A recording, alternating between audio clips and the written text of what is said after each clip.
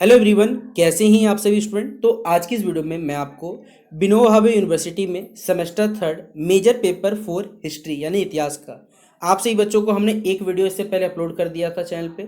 ये दूसरा वीडियो है जहां पर मैं आप सभी बच्चों को जो सवाल जिससे आपका 15 नंबर और 5 नंबर और 1 नंबर का जो भी टॉपिक आएगा वो सारा का सारा कंप्लीट होगा। तो आप सभी बच्चे इस वीडियो को लास्ट देखिए। अगर आपको लगता है ये वीडियो आपके लिए हेल्पफुल है तभी आप इस वीडियो को लाइक और शेयर करिएगा, और चैनल पर अगर आप हमारे न्यू आए तो चलो सब्सक्राइब कर लीजिएगा, ताकि इसी प्रकार जब न्यू वीडियो आएगा आपको अपडेट मिल जाएगा। ठीक है। बाकी आप सही बच्चों को कुछ पूछना रहेगा तो आप हमें इंस्टाग्राम या फेसबुक मैसेज पूछ सकते हैं, और टेलीग्राम और व्हाट्सएप पे जुड़ जाइएगा ताकि कभी भी कोई अगर अपडेट आएगा वहाँ पर शेयर किया जाएगा। फिलहाल चलिए इस वीडियो को हम शुरू करते हैं। पहला सवाल है हुमायूं की प्रारंभिक कठिनाइयों को परीक्षण करने के बारे में। तो चलिए इस क्वेश्चन को हम लोग डील करते हैं, आपको समझाते हैं कि क्या क्वेश्चन बोला जा रहा है। हुमायूं की प्रारंभिक जो कठिनाइयाँ थी उनके बारे में परीक्षण करने बोला गया, एग्जामिन करना है बेसिकली। हुमायूं के जो जीवन में प्रारंभिक समय में जो कठिनाइयों का सामना किया उनके बारे में आपको परीक्षण करना है। ठीक है। तो आइए चलिए बताते हैं इस सवाल का जवाब आपको। पहले जो प्रस्तावना इंट्रोडक्शन समझ लेते हैं।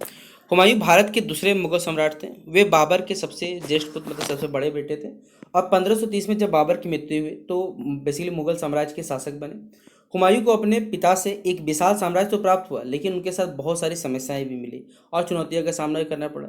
उनके शासन के प्रारंभिक वर्षों में उन्होंने राजनीतिक, प्रशासनिक, पारिवारिक, साथ साथ जो सैन्य कठिनाई, इन सभी चीज़ों का सामना किया। इन कठिनाइयों ने उनके जो शासन व्यवस्था को उसको अस्थिर बना दिया। ठीक है। और अंततः उन्हें कुछ समय के बाद बेसिकली अपनी जो शासन व्यवस्था उसे छोड़कर भारत छोड़ के निर्वासन में जाना पड़ा। ठीक है। अब इसका क्या कारण था? पहला, असंगठित साम्राज्य की व्यवस्था। देखिए हुमायूं को जो साम्राज्य बेसिकली विरासत में मतलब जो खानदानी से मिला हुआ है हमारे पास है, ठीक है, वो अभी तक पूरी तरह से संगठित नहीं था, यूनाइटेड नहीं था, ना ही स्थिर था।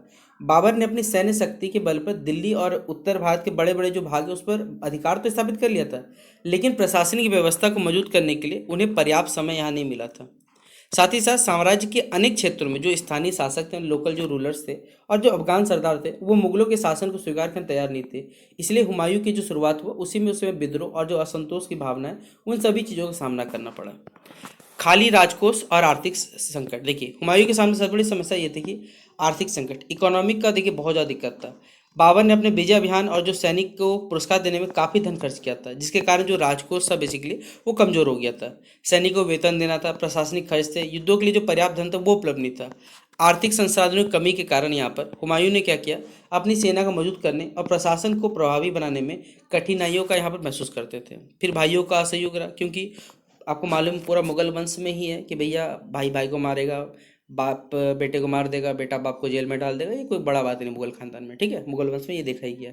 तो हुमायूं की प्रारंभिक कठिनाइयों में उनके बड़े भाइयों का व्यापारिक महत्वपूर्ण कारण था। बाबर की इच्छा अनुसार हुमायूं ने अपने भाइयों के साथ साम्राज्य के विभिन्न भागों में विभाजन कर दिया। कमरान मिर्जा को काबुल और कंधार दिया। असाकी मिर्जा को कुछ क्षेत्रों का प्रशासन सौंपा गया। वहीं पर हिंदल मिर्जा को कुछ महत्वपूर्ण जिम्मेदारी दी। लेकिन इन भाइयों ने क्या किया, हुमायूं का सहयोग करने वाले कई अवसर पर उनके विरोध कार्य किए। विशेष रूप से कामरान मिर्जा ने अपनी स्वतंत्र जो शक्ति है वो स्थापित करने का प्रयास किया, जिससे जो मुगल साम्राज्य है उसकी एकता कमजोर होती चली गई। फिर अगला है अफगान सरदारों को विरोध किया गया। देखिए मुगल साम्राज्य के सबसे बड़े विरोध थे अफगान सरदार थे। वे लोधी शासन की पुनर्स्थापना करना चाहते थे और मुगलों को विदेशी शासक मानते थे। अफगान शासक लगातार विद्रोह और भी षड्यंत्र रचते थे। इस कारण क्या हुआ, हुमायूं को अपनी जो शक्ति है उसका बड़ा भाग बेसिकली विद्रोह को दबाने के लिए किया जाता था यहाँ पर। इससे साम्राज्य के विस्तार और जो प्रशासनिक सुधार है उन पर बेसिकली विशेषकर ध्यान नहीं दिया जा सकता था हमारे पास। ठीक है।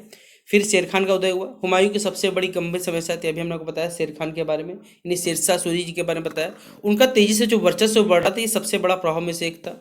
उस समय शेर खान बिहार में अपनी स्थिति को या शक्ति मजबूत कर रहे थे और धीरे धीरे प्रभावशाली नेता बन चुके थे। हुमायूं ने प्रारंभ में शेर खान की जो बढ़ती शक्ति है उसको गंभीरता से नहीं लिया। उन्होंने समय रहते उनके विरुद्ध जो भी निर्णायक कदम है उन्होंने उठाए। इसका परिणाम यह हुआ कि शेर खान ने अपनी सैन्य और जो राजनीतिक शक्ति है उसको काफ़ी बढ़ा लिया, और आगे चलकर वे हुमायूं के सबसे बड़े जो कॉम्पिटिटर है या प्रतिद्वंदी के रूप में उभर के आए। फिर गुजरात अभियान उनके जीवन का और राजनीति को देखिए। हुमायूं को पश्चिम भारत में बेसिकली बहादुर शाह की जो बढ़ती शक्ति है उसका भी सामना करना पड़ा। उन्होंने गुजरात में बेसिकली एक अभियान चलाकर सफलता प्राप्त की, लेकिन विजय के बाद यानी जीतने के बाद वहाँ पर जो स्थानीय प्रशासन है वो स्थापित करने में वो क्या रहे, असफल रहे हमारे पास।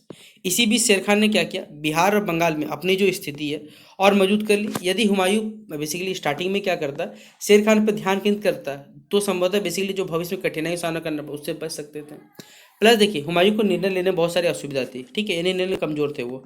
हुमायूं उदार, दयालु और विद्वान शासक थे, लेकिन उनमें त्वरित और जो कठोर निर्णय लेने की जो क्षमता बेसिकली वो अपेक्षाकृत कम थी। वे कई बार महत्वपूर्ण मामलों में बहुत लेट करते, सोच विचार के फैसला लेते थे। उनकी ये कमजोरी उनके शत्रुओं के लिए बेसिकली लाभदायक सिद्ध हो रही थी। दूसरी ओर शेर खान जैसा मान लीजिए कोई प्रतिनिधि आपके सामने हो जो अत्यंत ही सक्रिय है, व्यवहारिक और निर्णायक भी है, परिणामस्वरूप क्या होता है, हुमायूं को कई बार जो राजनीतिक जो अवसर है उन सभी चीज़ों का यहाँ पर लाभ वो नहीं उठा पाते हैं। फिर चौसा और जो कन्नौज है उसकी पराजय, देखिए हुमायूं की कठिनाइयों का सबसे बड़ा परिणाम है 1539 में जो बैटल ऑफ चौसा हुआ, चौसा का युद्ध हुआ, और 1540 में जो कन्नौज का युद्ध हुआ हमारे पास, ठीक है। इन सभी चीज़ों में उनकी जो पराजय है बेसिकली ये रूप में सामने उभर के आया हमारे पास। इन युद्धों में शेरशाह ने क्या किया, हुमायूं को हराकर जो मुगल शासन है उसको समाप्त कर दिया और स्वयं दिल्ली के शासन पे क्या हुआ वो बैठ गए। हुमायूं को भारत छोड़कर बेसिकली जो फारस है, ठीक है, वहाँ पर जाना पड़ा और वहाँ पर वो रहने लगे, शरण ले जाया गया। फिर निर्वासन का जीवन उन्होंने बिताया। देखिए पराजय जब हो गया तो हुमायूं ने कई वर्षों तक कठिन जो परिस्थितियाँ हैं उनके निर्वासन का उन्होंने जीवन बिताया। इस दौरान उन्हें आर्थिक संकट तो मिला ही मिला, राजनीतिक जो असुरक्षा वो भी मिली, साथ ही साथ जो पारिवारिक जो समस्या, इन सभी चीज़ों का सामना करना पड़ा। लेकिन उन्होंने अपने जीवन में जो धैर्य है और जो बेसिकली जो साहस है वो उन्होंने नहीं छोड़ा। बाद में उन्होंने क्या किया, फारस की सहायता से बेसिकली अपनी शक्ति को बेसिकली फिर से संगठित किया। अब 1555 में क्या हुआ, जैसे फिर 1539 में हारे, फिर 1555 में क्या हुआ, दिल्ली पर फिर उन्होंने अधिकार अपना जो है वो फिर से प्राप्त कर लिया। अगर हम बात करें निष्कर्ष के बारे में यानी कंक्लूजन निकालते हैं, इस प्रकार हुमायूं जो हमारे पास है उनकी प्रारंभिक जो कठिनाइयाँ हैं, ठीक है, अनेक कारणों से उत्पन्न हुई। असंगठित साम्राज्य बोलिए, आर्थिक संकट बोलिए, भाइयों के बीच में जो असहयोग देखा गया, साथ ही साथ अफगानों का विरोध हुआ, शेरशाह सूरी का उदय हुआ, और उनकी जो अपनी राजनीतिक बेसिकली जो डिसीजन लेने का जो कमजोरी था, ये भी बहुत सारे कारण बनता था। एक कोई कारण नहीं होता किसी के भी पतन का। फिर भी हुमायूं ने क्या किया, अपनी जो विपरीत परिस्थिति है इन सभी चीज़ों में धैर्य और साहस का परिचय दिया। यद्यपि वो अपने जीवन के प्रारंभिक काल में बहुत सारी सफलताओं का जो असफलता है उनका सामना करते रहे, लेकिन अंततः उन्होंने क्या किया, मुगल सत्ता को भी फिर से वापस क्या किया, स्थापित किया। और उनकी कठिनाई यह सिद्ध करती है किसी भी शासक को उसकी सफलता केवल विरासत में नहीं मिलती। मतलब जैसे हुमायूं को क्या था, मिल चुका था विरासत से, अपने पिताजी बाबर से मिला हुआ था, लेकिन वो सत्ता फिर बाद में चली भी गई, लेकिन फिर बाद में उन्होंने क्या किया, अपनी जो सफलता से उन्होंने क्या किया, फिर से दिल्ली पर अपना अधिकार प्राप्त किया। बल्कि उनकी राजनीतिक जो क्षमता है, दूरदर्शिता है और साथ ही साथ पारदर्शिता है, ये सभी चीज़ें संघर्ष करने की शक्ति पर ही निर्भर करता है हमारे पास, ठीक है। तो ये था हमारा दूसरा क्वेश्चन। तो ये क्वेश्चन अगर आपको पूछा जाएगा तो 15 मार्क्स का तो आप लोग लिख के आइएगा आराम से, और साथ ही साथ अगर 1 मार्क्स का सवाल भी कोई टॉपिक पूछा जाता है वो भी आप लोग कंप्लीट कर पाइएगा। क्योंकि देखिए आप सही बच्चों ने, पहले सबसे बड़ा बात है आपने पूरे कहानी को अगर अच्छे से पढ़ा हुआ है तो आप सारे सवाल बना पाइएगा, चाहे वो 15 मार्क्स का आता हो, 5 मार्क्स का आता हो, चाहे 1 मार्क्स का आता हो। हमने यहाँ पर जो सवाल बताया इससे आप सही बच्चों को 15 नंबर तो चलिए 100% आ जाएगा। 1 मार्क्स का जो भी सवाल इन टॉपिक से आएगा वो भी आप लोग अब आराम से बना सकते हैं। तो आप सही बच्चों को ये क्वेश्चन, इंपॉर्टेंट क्वेश्चन हमने बता दिया।